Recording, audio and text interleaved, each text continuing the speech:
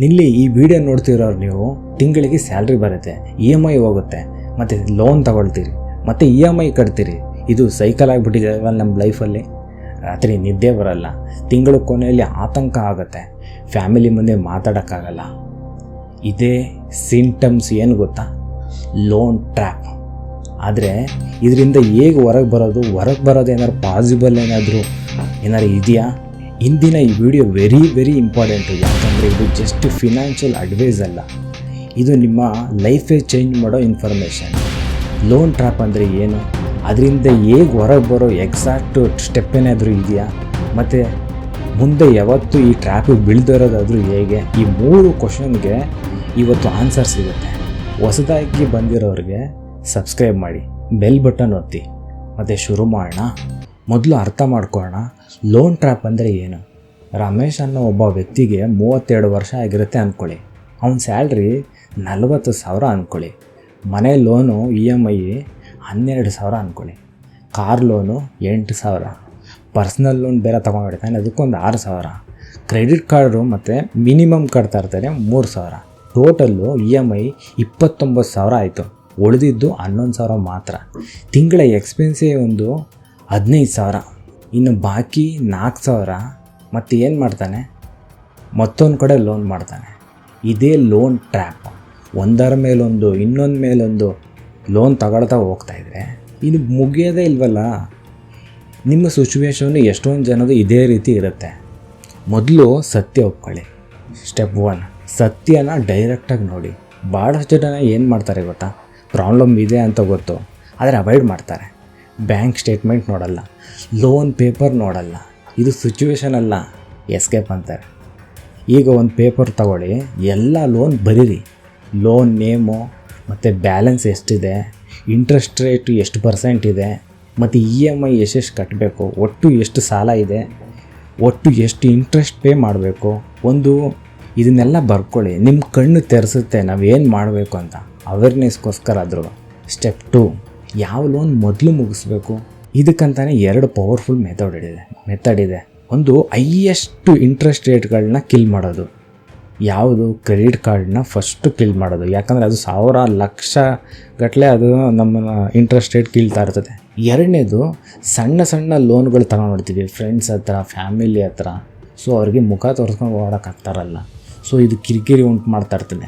ಎಷ್ಟೊಂದು ಜನ ಬೆಳಗ್ಗೆ ಹೊತ್ತೇ ಬರಲ್ಲ, ರಾತ್ರಿ ಎದ್ದು ಬರೋ ಥರ ಮಾಡ್ಕೊಳ್ತಾರೆ. ಯಾಕಂದರೆ ಮುಖ ತೋರಿಸಿ ಮಾತಾಡೋಕ್ಕಾಗಲ್ವ. ಸೊ ಅದಕ್ಕೆ ಈ ಥರ ಕಿರಿಕಿರಿ ಲೋನ್ಗಳನ್ನ ಫಸ್ಟ್ನ ಕ್ಲಿಯರ್ ಮಾಡಿ. ಸ್ವಲ್ಪ ಮನಶ್ಶಾಂತಿ ಸಿಗುತ್ತೆ, ಸ್ವಲ್ಪ ನೆಮ್ಮದಿನೂ ಕಂಡ್ಕೊಳ್ತೀರ. ಯಾಕಂದರೆ ಸಣ್ಣ ಪುಟ್ಟ ಲೋನ್ ತೀರಿಸಿದಾಗ ಒಂದು ಮೋಟಿವೇಶನ್ ಸಿಗುತ್ತೆ. ಇದನ್ನೇ ತೀರಿಸಿದ್ರಲ್ಲ, ಇನ್ನು ದೊಡ್ಡ ಲೋನು ಮುಗಿಸೋಣ ಅಂತ. ನನ್ನ ಅಡ್ವೈಸ್ ಏನಪ್ಪ ಅಂತಂದರೆ, ಫಸ್ಟು ಈ ಕ್ರೆಡಿಟ್ ಕಾರ್ಡ್ ಅನ್ನೋ ದೊಡ್ಡದು ಲೋನ್ ಇದೆಯಲ್ಲ, ಇನ್ಸೈಡ್ ಕಿಲ್ಲರ್. ಸೊ ಫಸ್ಟ್ ಅದನ್ನ ಮುಗಿಸಿ, ಆಮೇಲೆ ಮಲ್ಟಿಪಲ್ ಲೋನ್ಗಳನ್ನ ಮುಗಿಸ್ತಾ ಹೋಗಿ ಸ್ವಲ್ಪ ಟೈಮ್ ಕೇಳ್ಕೊಳ್ಳಿ. ಯಾರಾದರೂ ಸರಿನೇ, ಸ್ಟ್ರಾಟಜಿ ಇಲ್ಲದೆ ಫೈಟ್ ಮಾಡೋಕ್ಕೆ ಹೋಗ್ಬೇಡಿ. ಸ್ಟೆಪ್ 3, ಹೆಚ್ಚು ಎಕ್ಸ್ಟ್ರಾ ಇನ್ಕಮ್ನ ಜನ್ರೇಟ್ ಮಾಡಿ. ಸ್ಯಾಲ್ರಿ ಕಮ್ಮಿ ಇದೆ ಅಂತ ಕೂತ್ಕೊಳ್ಳೋಕೆ ಹೋಗ್ಬೇಡ್ರಿ. ಎಕ್ಸ್ಟ್ರಾ ಇನ್ಕಮ್ನ ಕ್ರಿಯೇಟ್ ಮಾಡಬೇಕು. ಅದ್ರ ಬಗ್ಗೆ ಯೋಚನೆ ಮಾಡಿ. ತಕ್ಷಣ ಮಾಡ್ಬೋದಾದರೂ ಯಾವುದು? ಫ್ರೀಲ್ಯಾನ್ಸಿಂಗು, ಟ್ಯೂಷನ್ ಮಾಡಿ, ಓಲ್ಡ್ಸ್ ಬುಕ್ ಏನಾರು ಇತ್ತು ಅಂದರೆ OLX ಮತ್ತು ಫೇಸ್ಬುಕ್ಗಳಲ್ಲಿ ಸೆಲ್ ಮಾಡಿ. ವೀಕೆಂಡ್ ಡೆಲಿವರಿ ಪಾರ್ಟ್ನರಾಗಿ ಹೋಗಿ, ಯಾವುದು ಸ್ವಿಗ್ಗಿ, ಝೊಮ್ಯಾಟೊ ಮತ್ತು ಯೂಟ್ಯೂಬ್ ಕಂಟೆಂಟ್ ಕ್ರಿಯೇಟರ್ ಆಗಿ. ಎಕ್ಸ್ಟ್ರಾ ಇನ್ಕಮ್ ಮಿನಿಮಮ್ ಒಂದು 5,000 ತಂದರೆ ಯಾವುದೋ ಒಂದು ಸಣ್ಣ ಪುಟ್ಟ ಲೋನ್ ಕ್ಲಿಯರ್ ಮಾಡೋದಕ್ಕಾಗುತ್ತೆ. ಹಂಗಿಲ್ಲ ಅಂದರೂ ಒಂದು ಇಂಟ್ರೆಸ್ಟ್ ಪೇ ಮಾಡೋಕ್ಕಾದ್ರೂ ಆಗುತ್ತಲ್ವ. ಟೆಂಪ್ರವರಿ ಆಗಿ ನಮಗೆ ಪೇಯ್ನ್ ಇದೆ ಗೊತ್ತು, ಆದರೆ ಲಾಂಗ್ ಟರ್ಮಲ್ಲಿ ಫ್ರೀಡಮ್ ಸಿಗುತ್ತೆ. ಸ್ಟೆಪ್ 4, ಅನ್ನೆಸೆಸರಿ ಎಕ್ಸ್ಪೆನ್ಸ್ನ ಕಟ್ ಮಾಡಿ. ದಯವಿಟ್ಟು ಕಟ್ ಮಾಡಿ. ಲೋನ್ ಟ್ರ್ಯಾಪ್ನಲ್ಲಿ ಇರುವಾಗ ಕಂಫರ್ಟ್ ಝೋನಲ್ಲಿ ಕೂರಕ್ಕೆ ಹೋಗಬೇಡಿ.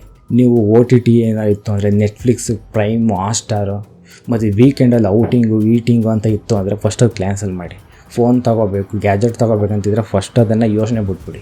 ಬಟ್ಟೆಗಳು ತೊಗೋಬೇಕು, ಬ್ರ್ಯಾಂಡ್ ಬಟ್ಟೆಗಳೇ ತೊಗೋಬೇಕು ಅಂತಂದರೆ ಅದೆಲ್ಲ ಯೋಚನೆ ಮಾಡೋಕ್ಕೆ ಹೋಗಬೇಡಿ. ಒಂದೇ ಗೋಲ್ ಇರಬೇಕು ನಿಮಗೆ, ಲೋನ್ನ ಕ್ಲಿಯರ್ ಮಾಡೋವರೆಗೂ ಯಾವುದು ಇಂಪಾರ್ಟೆಂಟ್ ಅಲ್ಲ ಅನ್ನೋದು ಕ್ಲಿಯರಾಗಿ ಒಂದು ಅರ್ಥ ಮಾಡ್ಕೊಬಿಡಿ. ಸ್ಟೆಪ್ 5, ಸ್ಮಾರ್ಟಾಗಿ ಬ್ಯಾಲೆನ್ಸ್ ಮಾಡಿ, ಸ್ಮಾರ್ಟಾಗಿ ಮ್ಯಾನೇಜ್ ಮಾಡಿ.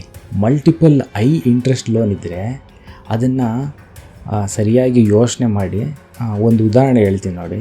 ಕ್ರೆಡಿಟ್ ಕಾರ್ಡು 42% ಇದೆ, ಪರ್ಸ್ನಲ್ಲು ಒಂದು 15% ಇರುತ್ತೆ ಅಂದ್ಕೊಳ್ಳಿ. ಈ ಹೊರಗಡೆಯಿಂದ ನೀವು 11%ಗೆ ಲೋನ್ ತಗೊಬಂದು ಕ್ಲಿಯರ್ ಮಾಡಿದ್ರೆ ಮಂತ್ಲಿ ಒಂದು 5,000 ಉಳಿಯುತ್ತೆ ಅಲ್ವಾ. ಸೊ ಈ ಥರ ಸ್ಮಾರ್ಟಾಗಿ ಯೋಚನೆ ಮಾಡಿ.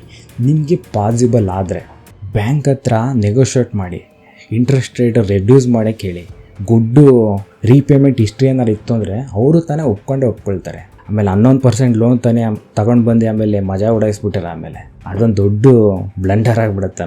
ಒಂದು ಅರ್ಥ ಮಾಡ್ಕೊಳ್ಳಿ, ಎವ್ರಿಥಿಂಗ್ ಈಸ್ ಮೈಂಡ್ ಸೆಟ್. ಹೌದು, ನೀವು ಏನೇ ಮಾಡಿ ಮೈಂಡ್ ಸೆಟ್ಟಿಂದನೇ ಪ್ರತಿಯೊಂದು ಕಂಟ್ರೋಲ್ ಆಗೋದು.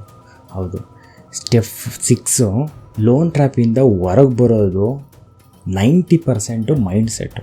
ಇನ್ನು 10% ನಾವು ಮಾಡೋ ಕೆಲಸದಿಂದ ಅದು ಸರಿ ಹೋಗುತ್ತೆ. ನೀವು ಕೇಳ್ಕೊಳ್ಳಿ, ಈ ಸಿಚುವೇಶನ್ಗೆ ಈ ನಿಮಗೆ ನೀವೇ ಕೇಳ್ಕೊಳ್ಳಿ, ಈ ಸಿಚುವೇಶನಿಂದ ನಾವು ಹೊರಗೆ ಬರ್ತೀನಿ. ಹೌದು, ಈ ಸಿಚುವೇಶನ್ ನಾನೇ ಟ್ರ್ಯಾಪಲ್ಲಿ ಬಿದ್ದೆ, ಈಗ ನಾನೇ ಹೊರಗೆ ಬರ್ತೀನಿ ಅಂತ ನಿಮ್ಮ ಮೈಂಡ್ ಸೆಟ್ಟಲ್ಲಿ ನೀವು ಕ್ರಿಯೇಟ್ ಮಾಡ್ಕೊಳ್ಳಿ. ವಿಕ್ಟಿಮ್ ಆಗಿ ಕೂರಕ್ಕೆ ಹೋಗ್ಬೇಡಿ, ಫೈಟರ್ ಆಗಿ ಹೋರಾಡಿ. ಪ್ರತಿ ತಿಂಗಳು ಲೋನು ಕಡಿಮೆ ಆಯ್ತಂದಾಗ ಸೆಲೆಬ್ರೇಟ್ ಮಾಡಿ, ಪ್ರೋಗ್ರೆಸ್ನ ಟ್ರ್ಯಾಕ್ ಮಾಡಿ, ಫ್ಯಾಮಿಲಿಗೆ ಹೇಳಿ ಎಲ್ಲರೂ ಒಟ್ಟಿಗೆ ನಾವು ಫೈಟ್ ಮಾಡೋಣ ಅಂತ. ಒಬ್ಬನೇ ಕೂತ್ಕೊಂಡು ಕೊರ್ಗಕ್ಕೆ ಹೋಗಬೇಡಿ, ಎಲ್ಲರೂ ಸೇರಿ ಫೈಟ್ ಮಾಡಿ. ಇನ್ನು ನಿಮಗೋಸ್ಕರ ನೀವು ಸಾಲ ಮಾಡಿದಲ್ವಲ್ಲ, ಒಂದು ಸಲ ರೀಕ್ಯಾಪ್ ಮಾಡೋಣ. ಸತ್ಯ ನೋಡಿ, ನಿಮ್ಮ ಕಣ್ಮುಂದೆ ಇರೋ ಸತ್ಯ ನೋಡಿ. ಒಂದು ಟೋಟಲ್ ಎಲ್ಲ ಸಾಲನ ಬರೆದಿಟ್ಕೊಳ್ಳಿ, ಮತ್ತು ಸ್ಟ್ರಾಟಜಿ ಮೂಲಕ ತೀರಿಸ್ತಾ ಬನ್ನಿ. ಮತ್ತು ಎಕ್ಸ್ಟ್ರಾ ಇನ್ಕಮ್ನ ಶುರು ಮಾಡಿ ಸ್ಮಾರ್ಟಾಗಿ ರೀಬ್ಯಾಲೆನ್ಸ್ ಮಾಡೋದನ್ನ ಕಲ್ತ್ಕೊಳ್ಳಿ. ಆದರೆ ನಿಮ್ಮ ಮೈಂಡ್ ಸೆಟ್ನ ಸರಿ ಮಾಡ್ಕೊಳ್ಳಿ.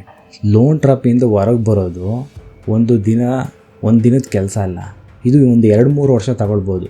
ಆದರೆ ನೀವು ಈಗಿಂದನೇ ಶುರು ಮಾಡಿದ್ರೆ ಮಾತ್ರ ನಿಮ್ಮ ಮಕ್ಕಳಿಗಾಗಿ, ನಿಮ್ಮ ಫ್ಯಾಮಿಲಿಗಾಗಿ, ನಿಮ್ಮ ಫ್ಯೂಚರ್ಗಾಗಿ ಇವತ್ತೇ ಶುರು ಮಾಡಿ. ಈ ವಿಡಿಯೋ ಯೂಸ್ಫುಲ್ ಆಯಿತಾ? ಕಮೆಂಟಲ್ಲಿ ಹೇಳಿ. ನಿಮ್ಮ ಬಿಗ್ಗೆಸ್ಟ್ ಲೋನ್ ಯಾವುದು, ನಿಮ್ಮ ಬಿಗ್ಗೆಸ್ಟ್ ಫೇಲ್ಯೂರ್ ಯಾವುದು? ಸತ್ಯ ಒಪ್ಕೊಂಡು ಒಂದು ಕಮೆಂಟ್ ಮಾಡಿ, ಲೈಕ್ ಮಾಡಿ, ಶೇರ್ ಮಾಡಿ, ಸಬ್ಸ್ಕ್ರೈಬ್ ಮಾಡಿ.